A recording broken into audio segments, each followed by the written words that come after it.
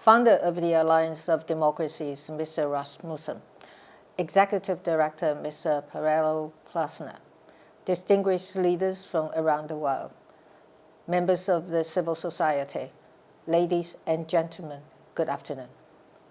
I want to begin my talk by thanking Mr. Rasmussen for the invitation to speak at this important annual gathering of democracy supporters and advocates. I am very happy to finally able to meet with you, Mr. Rasmussen, this year, and to thank you in person for your friendship and unwavering support for our democracy. I hope the trip to Taiwan allowed you to personally witness our vibrant democracy and meet our hard-working and peace-loving people. I also learned that Executive Director Perello Plasner is currently working on a book on Taiwan. I look forward to receiving a copy after its completion. Since we met last year, we have witnessed more threats posed by the authoritarian regimes.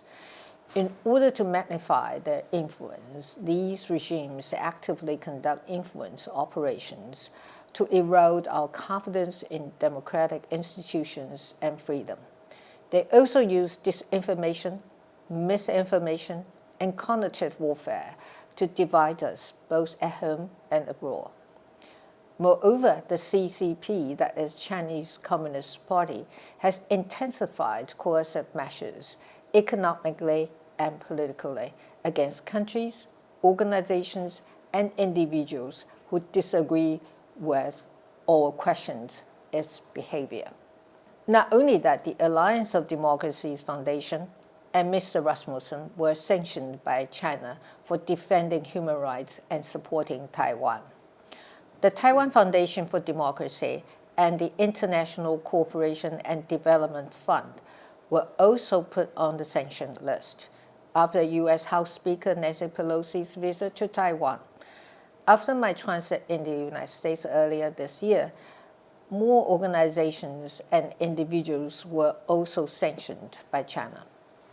In the face of this challenge, we must remain united to deter and to stop such aggressive behavior. As history and collective experience continue to remind us, complacency, turning a blind eye, emboldens authoritarians. Taiwan has stood on the front line of this authoritarian challenge for the past decades. However, our commitment to democracy has never been stronger. Our experience is one of resilience. It is an experience of upholding democratic and progressive values, the existence of which is being constantly challenged. The vibrant democracy Taiwan is today bears testament to what a determined practitioner of democracy, characterized by good governance, can achieve. Our experience is not just about the maintenance of our own democratic way of life. It is also a demonstration of courage, strength, and sense of responsibility to safeguard the peace and stability of the region and the world. And through the hard work, creativity, and compassion of its 23 million people, Taiwan continues to make contributions to the world in many different ways. Taiwanese people donated generously to Turkey after the devastating earthquake in February this year. The Taiwan government also sent top-notch teams to assist with rescue efforts. The people of Taiwan have also shown the same compassion to Ukraine. Taiwanese living in Europe went to designated locations to give assistance to displaced Ukrainians, while the Taiwan government delivers urgently needed supplies and equipment such as power generators. From providing humanitarian assistance to protecting the planet through green energy, from educational exchanges and practical training to assisting with the restructuring of the world's supply chains, Taiwan not only is of geopolitical importance, it is also recognized as an integral part of the international community. As the world acknowledges the importance of Taiwan and the dire consequences of Taiwan's democracy falling, support for a democratic Taiwan has become more collective and stronger.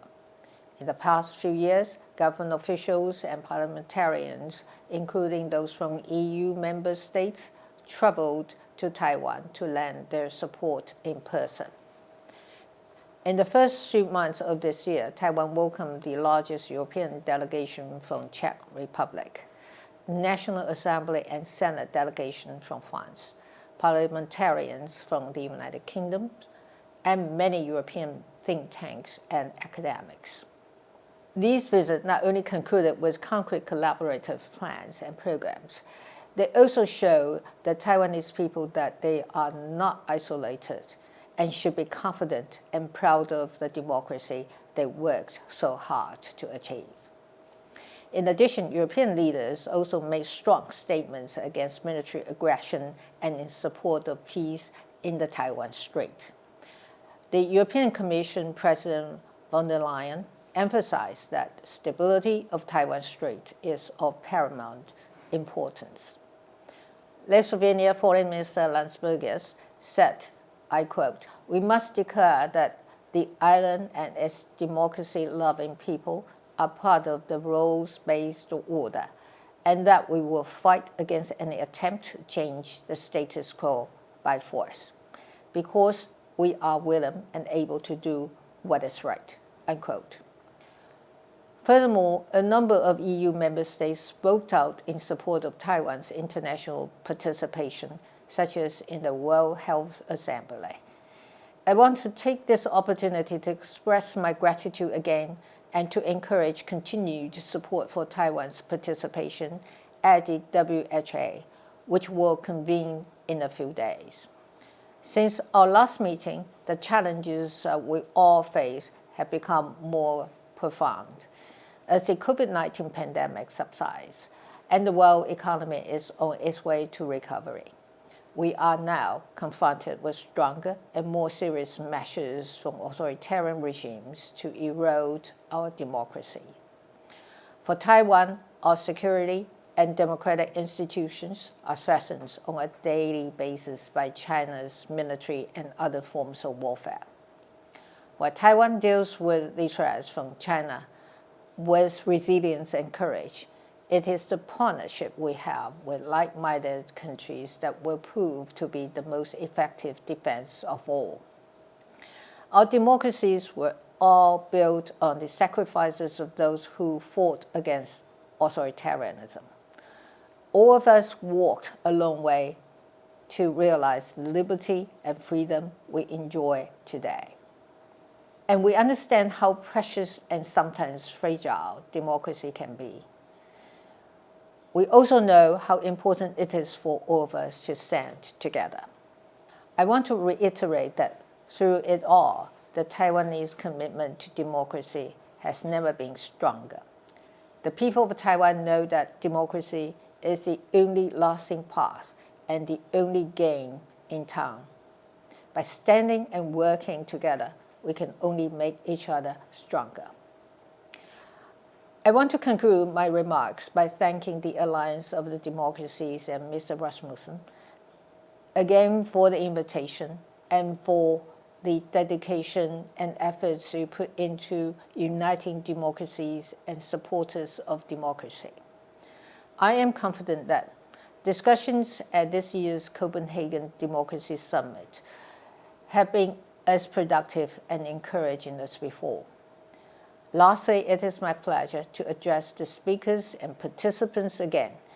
I hope in the future I can visit your beautiful country and participate in these important events in person. Thank you very much.